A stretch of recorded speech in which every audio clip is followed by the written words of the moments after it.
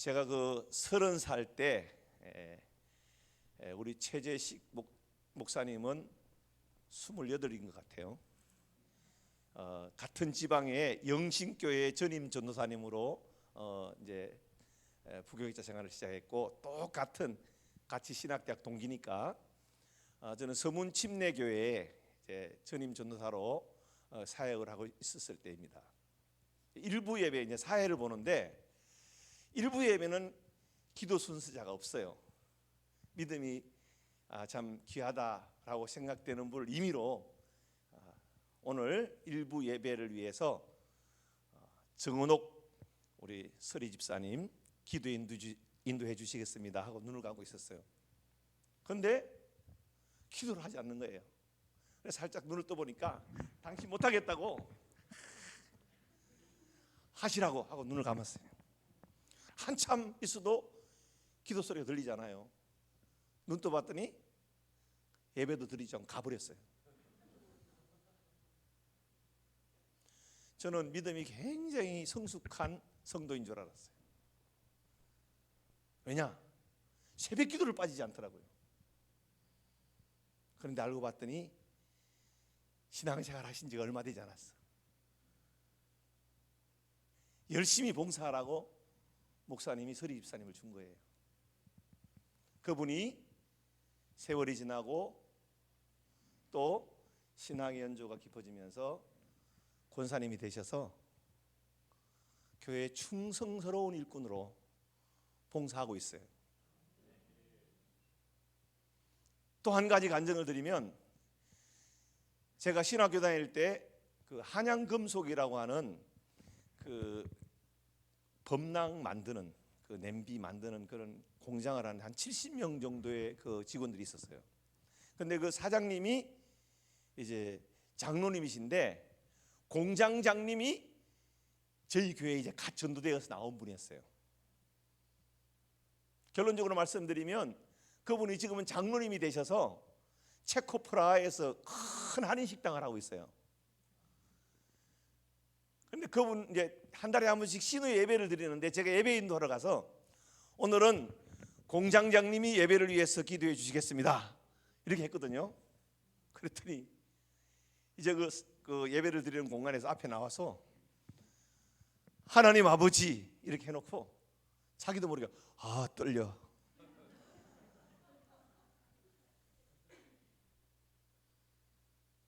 그렇게 신앙생활 시작을 하신 그 성도님이 믿음이 성숙하고 성장해서 장로님이 되셔서 유럽에 오시는 모든 성도들을 대접하는 그런 한인식당의 장로님으로 지금 계시는 것을 보게 돼요.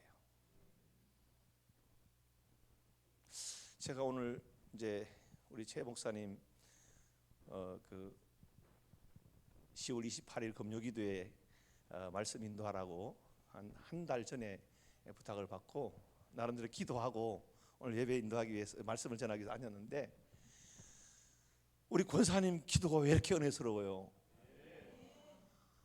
제가 설교를 어떻게 잘할 수 있을까는 고민이 됩니다. 아무튼 오늘 말씀의 제목이 뭐죠? 성숙한 그리스도인.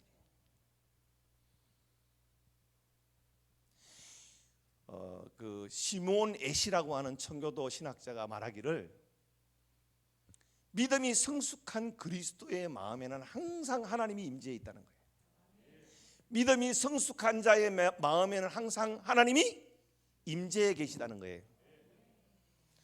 이 금요기도에 나와서 예배를 드리고 말씀을 듣는 사랑하는 성도들의 마음속에 항상 하나님이 임재하셔서, 그 임재하신 하나님이 말씀하시고 인도하시고 지키시고 보호하시고 우리의 삶의 모든 세밀한 부분까지 감찰하여 주셔서 저와 여러분들의 삶이 하나님의 뜻을 이루고 하나님이 기뻐하시는, 하나님이 영광 받으시는 삶을 평생에 살아가기에 부족함이 없는, 하나님이 함께 하시는 그러한 삶이 남은 여생 평생 하나님 함께 하시기를 축복합니다.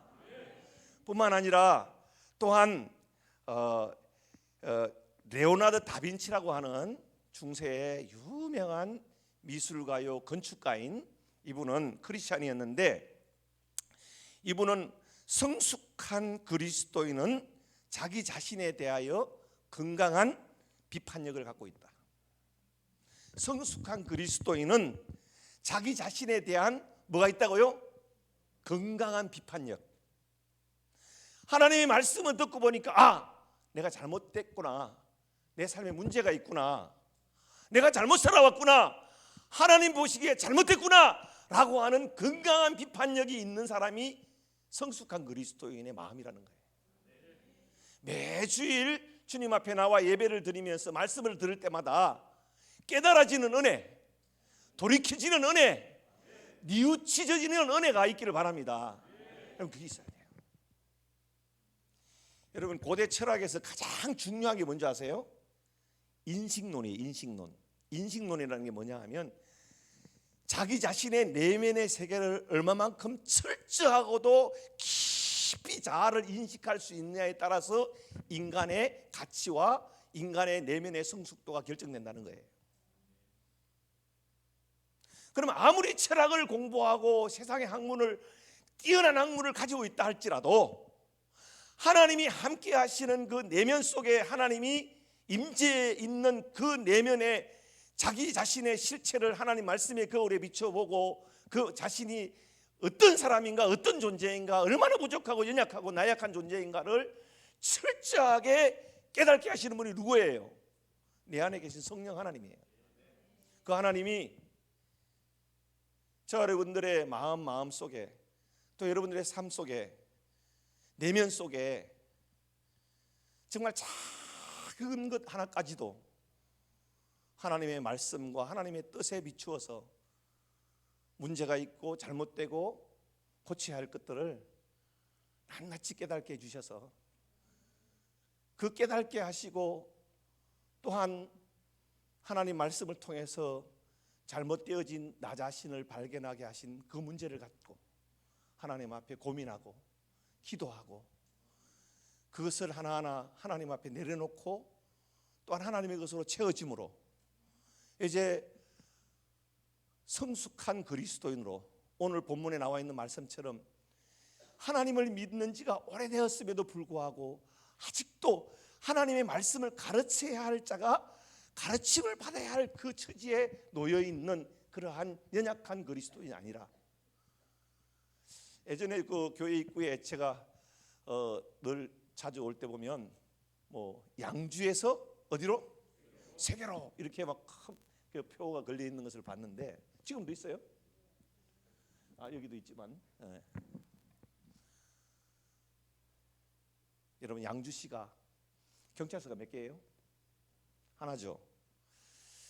김구 선생님이 이런 말을 했다고 그래요. 김구 선생님이 감리교인이었습니다.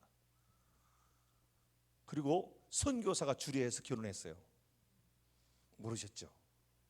근데 이 김구 선생님이 어떤 말을 했냐면 사회의 질서와 평안과 안전을 위해서는 경찰서 10개를 세우는 것보다 교회 하나를 세우는 게 더 중요하다. 보이지 않지만 양주경찰서가 이 양주시의 평화를 가져다주고 양주시의 안전을 가져다주고 양주시의 질서를 바로잡는 것 절대 아닙니다. 양주시에 세워진 하나님의 교회가 양주시를 지탱하는 원동력이고 양주시의 질서와 평화와 안전을 담보하는 곳이 경찰서가 아니고 교회다. 그리고 양주시에서 제일 높은 곳에 위치한 교회가 엘차장 교회 아닙니까? 산 위의 동네가 숨기우지 못할지니라. 여러분, 정말 성숙한 그리스도인. 그래서 그 시몬 엣이라고 하는 그 신학자는 믿음이 성숙하지 못한 사람은 이런 특징이 있다고 했어요. 믿음이 성숙하지 못하면 유혹에 쉽게 빠진다. 너희는 세상의 것이나 세상에 있는 것들을 사랑치 말라 그랬죠. 세상을 사랑하는 것은 바로 육신적인 것이고 또한 이 세상의 것은 하나님의 사랑하는 것이 아니라고 그랬어요. 그리고 두 번째로는 믿음이 성숙하지 못하면 정체성이 없어 작은 일에도 늘 흔들리게 된다. 늘 흔들려요. 그래서 늘 천안산거리예요. 어디로 갈까? 천안산거리가 어디예요? 어디로 갈까? 어디로 갈까? 차라리 돌아갈까? 세 번째로는 믿음이 성숙하지 못하면 결코 가치 있는 인생을 만들 수 없다. 네 번째로 믿음이 성숙하지 못하면 무질서하고 싸우고 다투게 된다. 다섯 번째로 믿음이 성숙하지 못하면 이기적이고 자기중심적으로 행동하게 된다. 틀리지 않다고 생각해. 그래서 오늘 본문 말씀을 통해서 성숙한 그리스도의 모습은 어떤 모습일까? 성숙한 그리스도의 모습은 어떤 모습일까? 제가 5가지로 간단하게 요약하고 말씀을 정리하겠습니다. 첫 번째, 성숙한 그리스도인은 믿음의 기초와 믿음의 근거가 분명합니다. 성숙한 그리스도인은 믿음의 기초와 믿음의 근거가 분명하다. 시작. 믿음이 성숙한 그리스도인은 믿음의 기초와 믿음의 근거가 분명하다. 아멘. 대체적으로 어렸을 때부터 신앙생활 하시면 손 들어보세요. 오, 꽤 되네. 중간에 누가 전도를 받아서 예수 믿게 되면 손 들어보세요. 없어요? 저부터인데. 최 목사님은 그냥 그러니까 이렇게 크게 목회를 하시지. 자, 그런데요, 대체적으로 한 영혼이 천하보다 귀히 여기고 여러분들을 교회로 전도하기 위해서 기도하고 어떻게 마음을 사서 자의반 타의반으로 교회에 나오잖아요. 그죠? 그렇게 해서 나왔죠. 처음에 나와서 첫 번째 하는 일이 뭐예요? 교회에 초대돼 가지고 첫 번째 마주치는 게 뭐예요?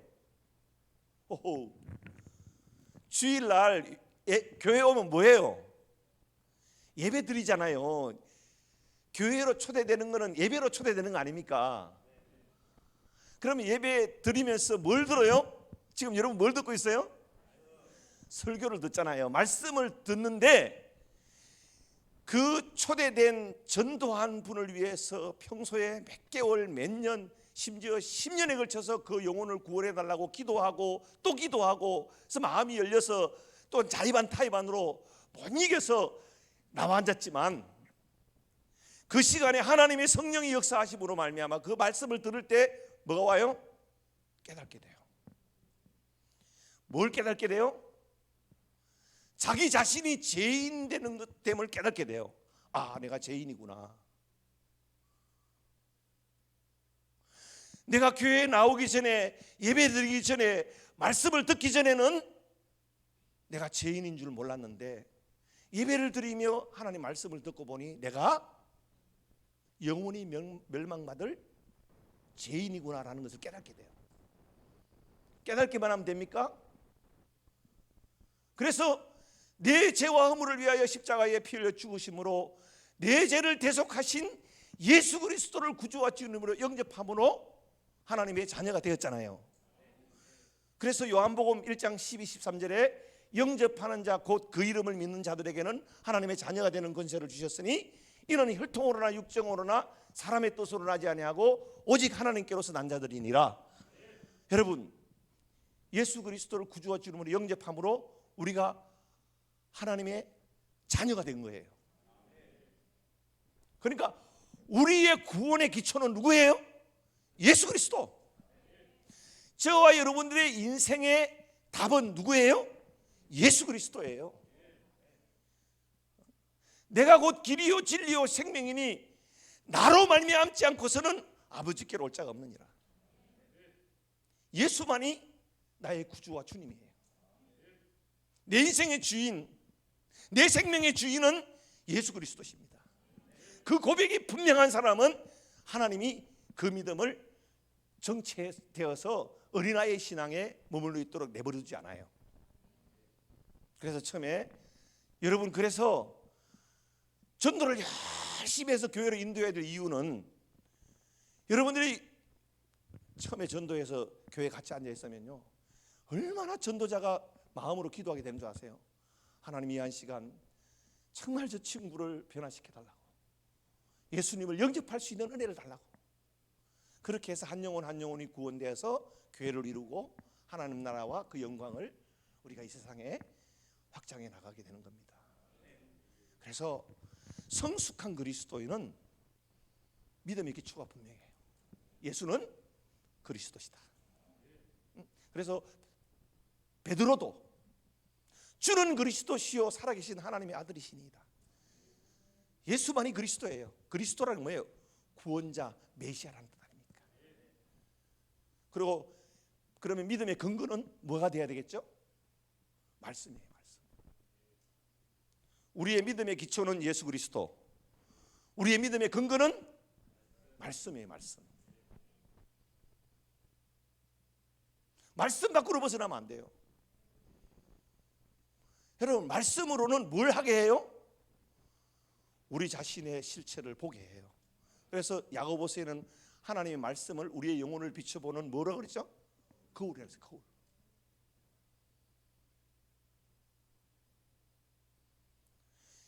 자, 여러분, 말씀을 어디로 듣죠? 귀로 듣잖아요. 귀로 듣는데, 귀로 듣고 머리에만 머물러 있으면 뭐가 돼요? 바리새인이 돼요. 말씀은 많이 아는데 그 아는 말씀으로 남을 가르치려고만 하고 자기 자신이 실천할 의지가 없는 사람을 가리켜서 다른 말로 뭐라고요? 바리새인이에요. 바리새인. 그래서 교회가 자칫 잘못하면 뭘 만드는, 뭘 생산하는, 바리새인을 만드는 집단이 되고 바리새인을 생산하는 그러한 공장 아닌 공장이 되어버린다. 그래서 여러분, 말씀을 듣고 오래 듣다 보면 뭐가 돼요? 머리가 커지게 돼요. 그래서 우리 머리에 있는 말씀은 내 인생에 아무런 도움이 안 돼요. 그 말씀을 어디로 끌어내려야 돼요? 가슴으로 끌어내려야 돼요. 그래서 머리에서 가슴까지의 길이가 몇 센치인 줄 아세요? 30cm. 이 30cm밖에 안 되는 머리에서 들은 말씀을 가슴으로 끌어내리기가 너무너무 오래 걸려. 너무너무 어려워. 그래서 여러분들이 들은 말씀을 가슴으로 내려오게 하는 것은 뭐밖에 없다? 기도밖에 없다. 하나님, 오늘도 이 금요 기도에 나와 말씀을 듣게 하시니 감사합니다. 정말 예수 그리스도가 내 생명의 주인이시고 나의 억만 죄악을 위하여 십자가에 편려 죽으심으로 내 죄를 대신해서 십자가에 죽으신 그 예수 그리스도를 구주와 주로 영접함으로 나로 하여금 하나님의 자녀가 되는 권세를 주셨는데, 내가 그 하나님의 자녀가 되는 권세를 누리지 못하고 믿음 없는 세상 사람들의 가치관에 빠져서 살았던 나 자신을 하나님 불쌍히 여겨달라고 기도할 수 있는 애통한 마음이 저와 여러분의 마음속에 있기를 원합니다. 이게 필요해요. 그래서 말씀이 머리로 해서 가슴으로 내려오게 늘 기도하기를 원합니다. 여러분, 이 첫 번째 성숙한 그리스도인은 믿음의 근거와 믿음의 기초와 믿음의 근거가 뭐하다? 분명하다. 두 번째로는, 여러분 중요한 말씀인데, 믿음이 성숙한 그리스도인은 어떤 고난도 잘 이겨냅니다. 믿음이 성숙한 그리스도인은 어떠한 고난도 잘 이겨낸다. 시작. 믿음이 성숙한 그리스도인은 어떠한 고난도 잘 이겨낸다. 아멘. 성경은 믿음으로 살아가는 그리스도인에게 고난이 없다고 말하지 않습니다. 오히려 믿음으로 살고자 하면 고난을 받을 것이라고 성경은 말씀하고 있습니다. 그리스도인들에게 고난은 하나님께서 허락하신 뜻이며 감수해야 할 성숙의 한 과정이라고 우리가 받아들여야 돼요. 그러면 왜 하나님이 우리에게 원치 않는 고난을 허락하실까요? 고난이 없는 그리스도인의 신앙생활은 없다 있다. 성숙하신 그리스도인이에요. 그 깨달음 자체가. 여러분, 우리가 지금까지 살아오면서 실버 뭐라 그랬죠? 실버 남여선교회, 우리 어르신들 지금까지 살아오시면서 믿음으로 살려고 그렇게 몸부림쳤건만 왜 이렇게 내게 원치 않는 고난이 겹겹이 나에게 찾아왔는지, 그 지난 날들을 돌이켜보면 주반등처럼 스치는 그런 고난들이 있잖아요. 있단 말이에요. 왜 하나님이 나에게 고난을 허락하셨을까? 성경은 크게 5가지로 말씀하고 있어요. 고난을 허락하신 하나님이 이유 5가지, 여러분이 잘 알으셔야 됩니다. 첫 번째가 뭐냐 하면 하나님의 말씀을 순종하게 하기 위해 고난을 주셔요. 그래서 시편 119편에 보면 고난 당하기 전에는 내가 그릇 행하였더니 이제는 주의 말씀을 지키게 되었나이다. 여러분, 순종의 사람으로 만드시기 위해서 저와 여러분들에게 뭘 허락하신다고요? 고난을 허락하셔요. 베드로도 하나님의 말씀에 의지해 그물을 내리기 전까지 밤이 맞도록 고기를 잡아도 고기를 잡지 못하게 했어요. 얼마든지 고기를 많이 잡게 하실 수 있는 그러한 하나님이시지만 그날 밤에 한 마리도 고기를 잡지 못하게 하신 것은 자기의 의지와 노력대로 사는 것이 얼마나 부질없고 하나님 말씀대로 사는 것이 얼마나 복된 것인가를 그로 하여금 가르쳐 주시기 위해서 하나님 고난을 주신 거예요. 순종. 그리스도인은 고난을 통해서 하나님 말씀에 순종하는 사람이 됩니다. 두 번째로는 하나님은 믿음을 성숙시키시기 위해서 고난을 허락하세요. 여러분, 믿음이 시련이 없이 믿음이 성숙해지는 경우는 없어요. 아이들도 보면, 갓 돌진한 아이들도 보면 호되게 앓다 보면 약아지잖아요. 사람도요, 고난을 통해서 신앙에 뭐가 들어요? 철이 들어가는 거예요.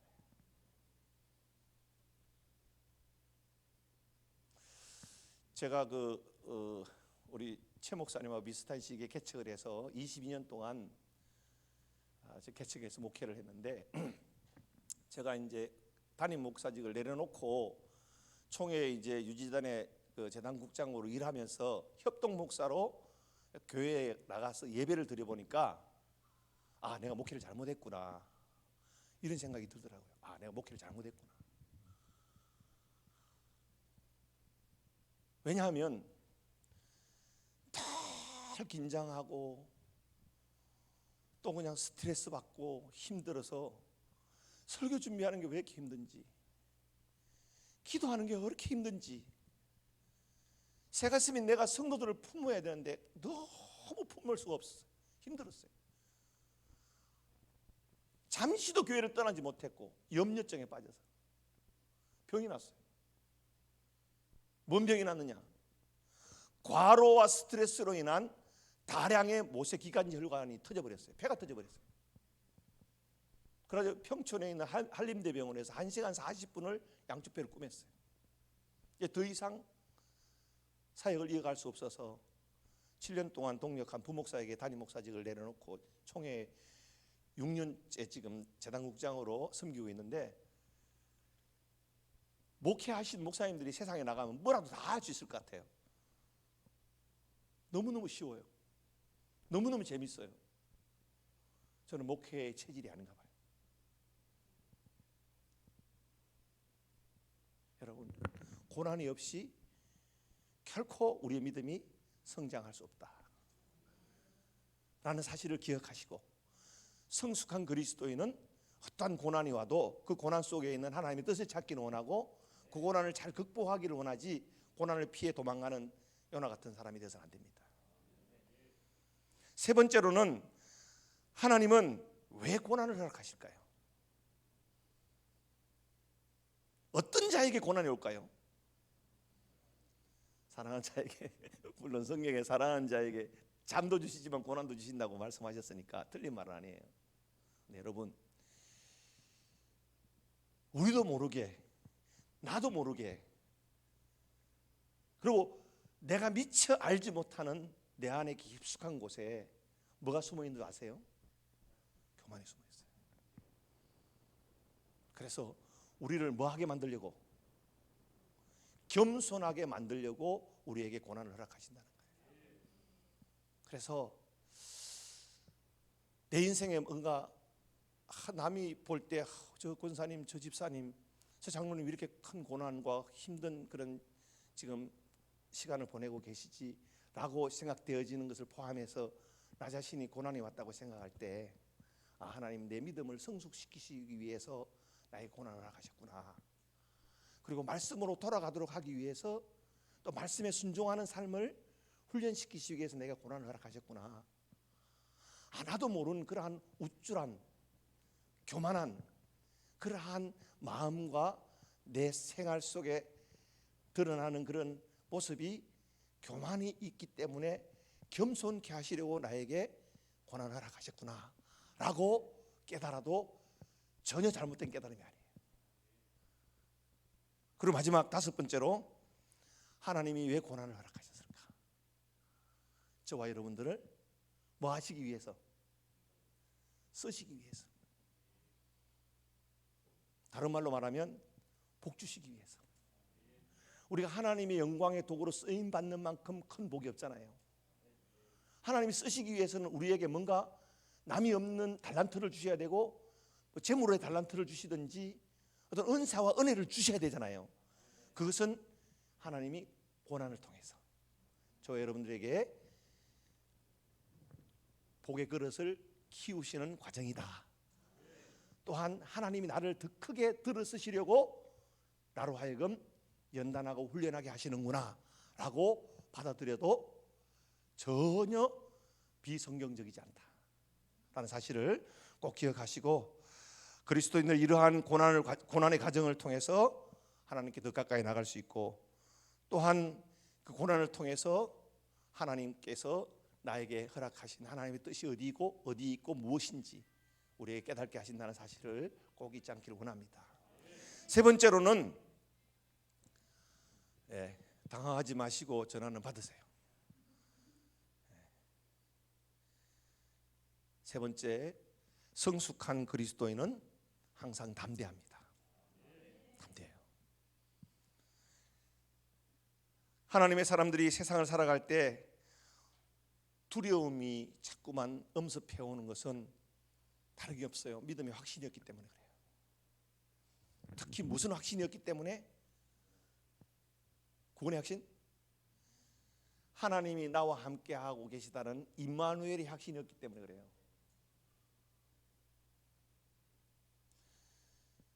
하나님이 함께하고 계시는데도 불구하고 두려워하고 놀라고 절망하고 낙심하고 있는 그러한 하나님의 사람들에게 찾아가서 뭐라고 말씀하세요? 너희는 마음을 강하게 하고 담대히 하라. 두려워하며 놀라지 말라. 내가 모세와 함께 있던 같이 내가 너와 함께 할 것이다. 이렇게 말씀하신단 말이에요. 하나님이 함께 하시면 세상에 두려울 게 뭐가 있어요? 그렇잖아요? 어떤 모습으로 보면 하나님 형통한 사람이라고 한다면 형통한 사람이 어떤 사람이 형통한 사람일까? 나 그렇게 한번 고민을 해봤는데요. 하나님이 함께하는 사람이 형통한 사람 아닌가요?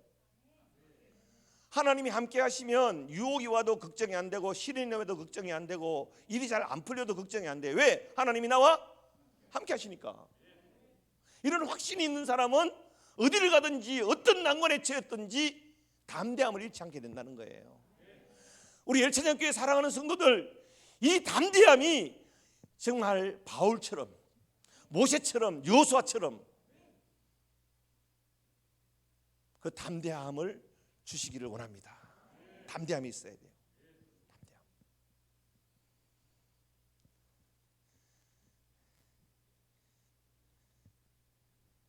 그래서 성경이 말하는 담대함은 하나님이 함께 하심으로 얻는 힘을 말합니다. 믿음의 담대함은 하나님이 함께 하실 때 생기는 은혜예요. 담대함.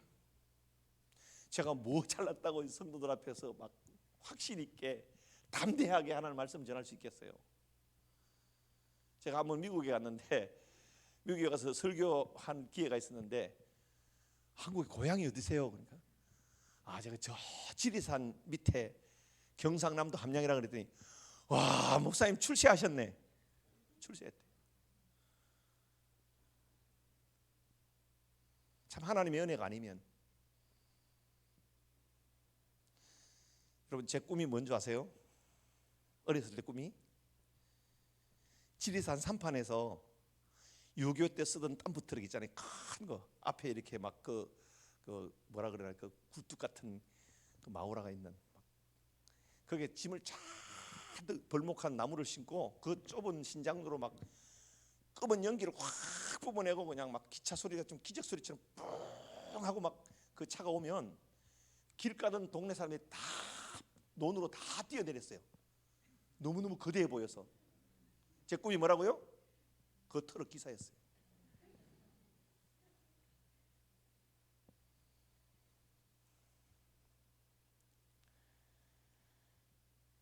그래서 하나님이 정말 하나님 믿고 믿음으로 살려고 몸부림쳤더니 담대함을 주시고 확신을 주시고 은혜를 주셔서 사랑하는 우리 성도들 앞에 말씀을 전할 수 있는 이 자리까지 오게 하시는 것 아니겠어요? 하나님께서 저와 여러분들에게 세상에 어떤 그러한 하늘이 다 무너지는 것 같아도 하나님 나와 함께 하시고, 예수 그리스도가 내 구주와 주님이시며 예수님만이 길이요 진리요 생명이라고 고백하며 그 하나님 말씀 붙잡고 나가는 저와 여러분들에게 이런 담대함을 주시기를 축복합니다. 네 번째로는 성숙한 그리스도인은 인간관계가 좋습니다. 성숙한 그리스도인은 인간관계가 좋다. 시작. 시간이 지났는데 어떡하죠? 괜찮아요? 한 달락이 더 남았는데 괜찮을 겁니다. 여러분, 그 하나님을 경험하는 삶이라는 책 제목 들은 적 있죠? 젊은 사람 들으셨죠? 그 하나님을 경험하는 삶이라는 책을 쓴 분이 헨리 블랙갑이라는 그러한 우리 미국 남침내교의 아주 유명한 리더십의 세계적인 권위자예요. 이분이 뭐라고 말씀하시냐면, 그리스도인들의 인간관계는 하나님과의 관계를 대변하는 것이다. 그리스도인의 인간관계는 하나님과의 관계를 대변하는 것이다. 다시 말하면 하나님과의 관계가 좋으면 인간관계가 뭐하고, 하나님과의 관계가 나쁘면 인간관계도 이게 정비례한 거예요. 여기 보니까 제가 예배 드리러 들어오면서 보니까 우리 권사님들의 표정만 봐도 은혜가 충만해. 제가 목회하던 교회도요, 권사님들이 한 30명 되는데, 이게 결혼식을 하면 주례를 하게 되잖아요. 그럼 20명 정도 되는 권사님들이 맨 앞에 한 3줄 앉아가지고 주례에서 할 때 아멘 하면 이렇게 장피 충성 주례를.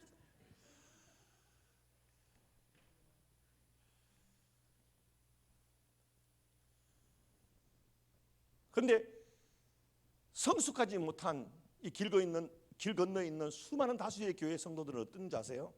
하나님과의 관계는 관계고 인간관계는 관계다. 별개의 관계를 생각해. 맞아요, 틀려요? 잘못된 거예요.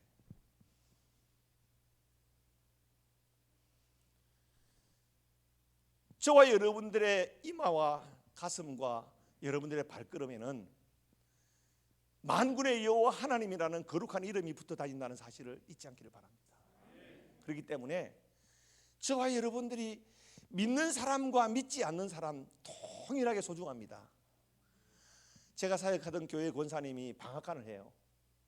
방앗간 하는데 좀 참, 방앗간이 그 뭐 강남에 아파트 멋진 상가에 있는 게 아니고 봉천동 달동네에 방앗간 하다 보니까 그 주변에 뭐가 많겠어요? 보살집이 너무너무 많아. 보살들이 뭐하러 와? 떡 하러 오는데 해줘야 돼 말아야 돼? 참 갈등이 생기네. 제가 그 권사님에게 떡을 해주라고 그래요.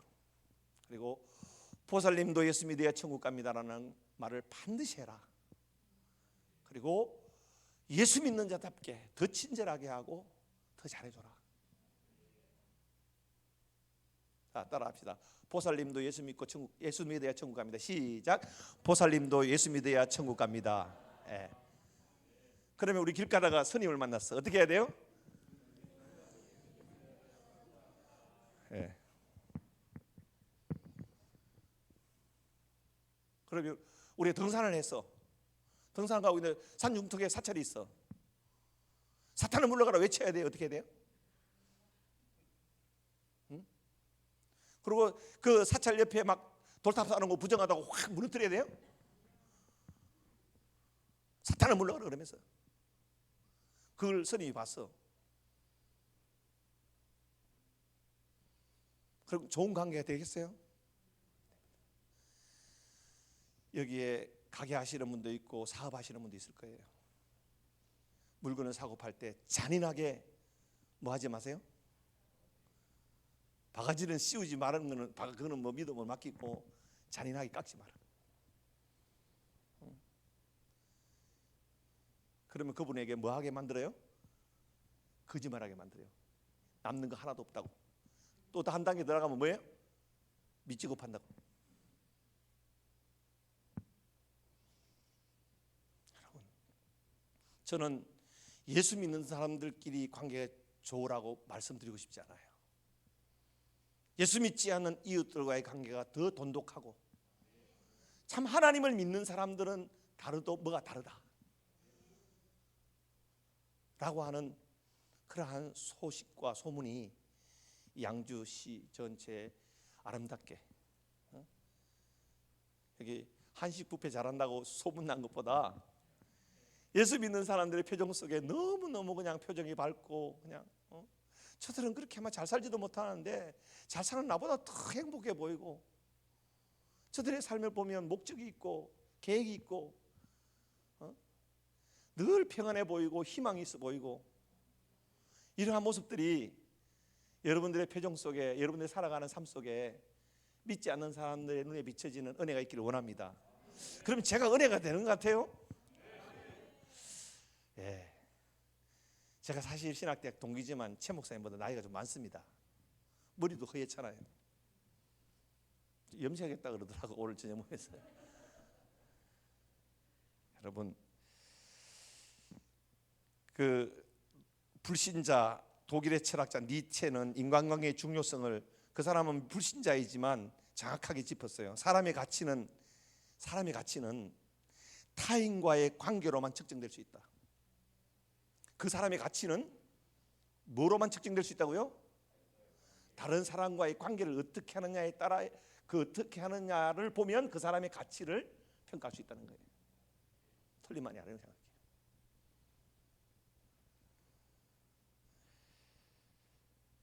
여러분, 관계를 잘하려면 한 가지 원칙만을 가지고 있으면 좋겠어요. 뭐냐?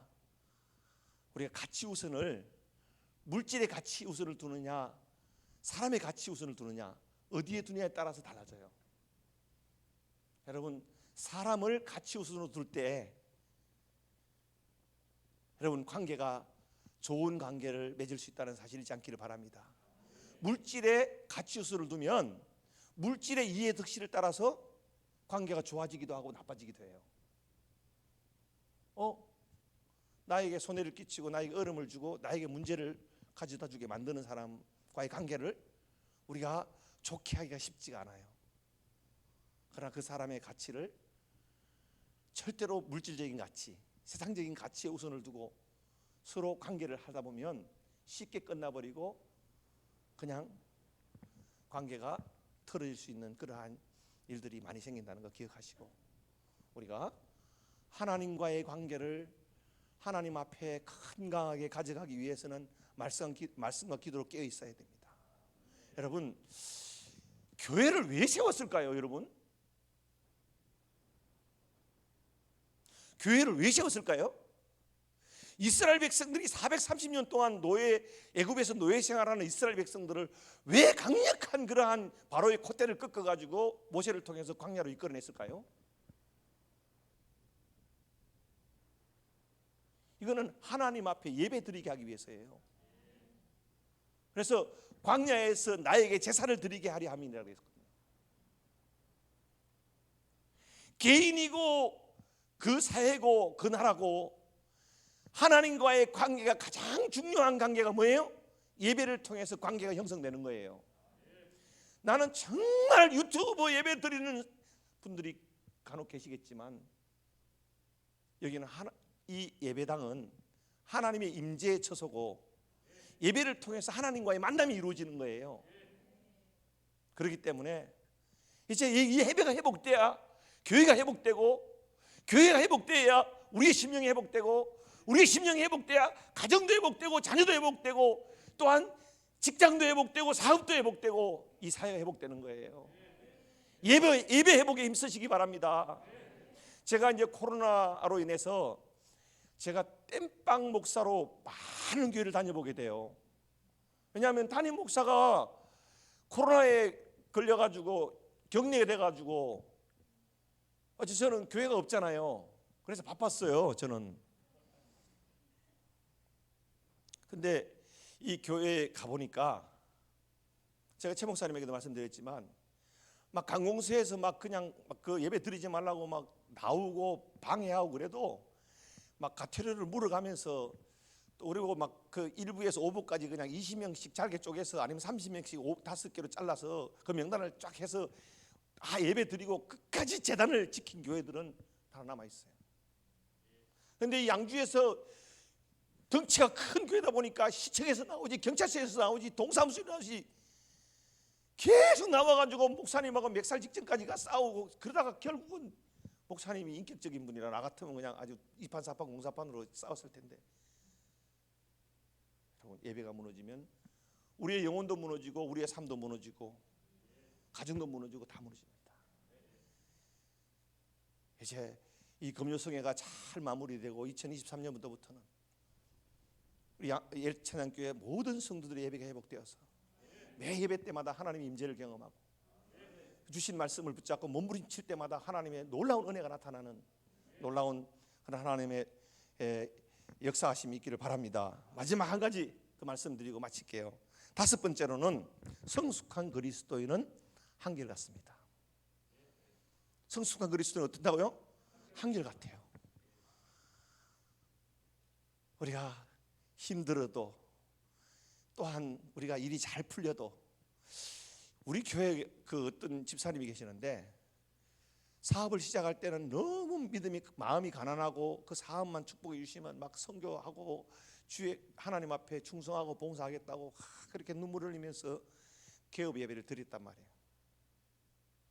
그런데 사업이 커지고 바빠지고 그러다 보니까 자기도 모르게 하나님과의 관계가 자꾸만 소원해지고 그러다 보니까 사업이 우선이 되고 또한 예배를 그냥 한 번 빠지고 두 번 빠지고 세 번 빠지니까 결국은 마음이 흐트러지고 마음이 흐트러지면 심령이 강팍해져요. 왜냐하면 마음이 흐트러지면 그 틈 사이를 절대로 하나님의 성령이 거하실 그 빈틈을 절대로 그냥 빈자리로 내버려 두지 않아요. 내 자아가 나를 주장하도록 내버려 두지 않아요.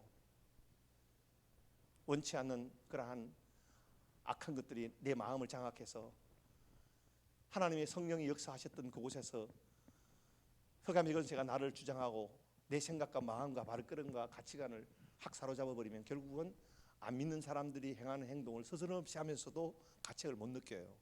이게 우리의 연약함이에요. 정말 새벽기도를 빠지지 않는 분들이 새벽기도 열흘만 빠져보세요. 또한 주일날 빠지지 않던 분들이 한 달만 주일 빠져보세요. 불신세계로 빠지는 건 시간 문제.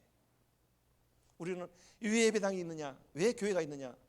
하나님과의 만남을 정확하게 약속지키고 그 만남 속에서 하나님과의 관계를 계속 건강하게 유지해 갈 수 있는 다른 길은 없어요. 교회밖에 없습니다. 그래서 고린도전서 15장 58절에 내 사랑하는 형제들아 경고하며 뭐하지 말며 흔들리지 말며 주의 일에 더욱 힘쓰는 자들이 되라. 이는 너희의 수고가 주 안에서 결코 헛되지 않을 줄 알미니라. 흔들리지 않기를 바랍니다. 코로나가 와도 흔들리지 마시고, 육신의 질병이 나게 닥치도 흔들리지 마시고, 사업에 어려움이 있어도 흔들리지 마시고, 자녀들이 속을 썩여도 흔들리지 마시고, 주님 앞에 나와 몸부림치며 나 자신의 영혼을 바로 세우는 일에 깨어 있으면 안개가 사라진 같이, 빽빽한 구름에 사라진 같이 우리 앞길을 가로막고 있는 모든 어둠의 세력들은 물러가게 될 줄로 믿습니다. 말씀을 정리하겠습니다. 여러분, 성숙한 그리스도인의 특징 5가지 제가 말씀드렸는데, 첫 번째로 믿음이 성숙한 그리스도인은 믿음의 기초와 믿음의 근거가 분명하다. 우리의 믿음의 기초는 예수 그리스도시고 우리의 모든 믿음의 근거는 무엇으로만 해야 된다? 말씀으로만 해야 된다. 두 번째로 믿음이 성숙한 그리스도인은 어떤 고난도 잘 이겨낸다. 하나님은 우리에게 순종의 사람이 되기 위해서, 겸손한 사람이 되게 하기 위해서, 믿음을 키우기 위해서, 또한 들어 쓰시기 위해서, 또한 하나님이 축복해 주시기 위해서 하나님 때로는 우리에게 뭐 하신다? 고난을 허락하신다 라는 사실을 기억하시고, 믿음이 성숙한 그리스도인은 어떠한 절망적인 상황에 처해져도 뭘 잃지 않는다? 담대함을 잃지 않는다 라고 하는 사실을 잊지 않기를 바라고요. 네 번째로는 성숙한 그리스도인은 하나님과의 관계가 좋듯이 하나님을 믿지 않는 사람과의 관계도 너무나도 좋다. 그래서 하나님과의 관계는 인간관계에서 그 하나님과의 관계가 나타나게 되어 있다라고 하는 사실을 잊지 마시길 바라고, 마지막 5번째로는 성숙한 그리스도인은 어떤 고난이 오거나 유혹이 오거나 어떤 환경이 바뀌고 문제가 있어도 한결같고 변함없고 흔들리지 않는다라고 하는 사실을 꼭 기억하시고, 이 밤에 오늘 주신 약속의 말씀 5가지 다 기억하지 않아도 돼요.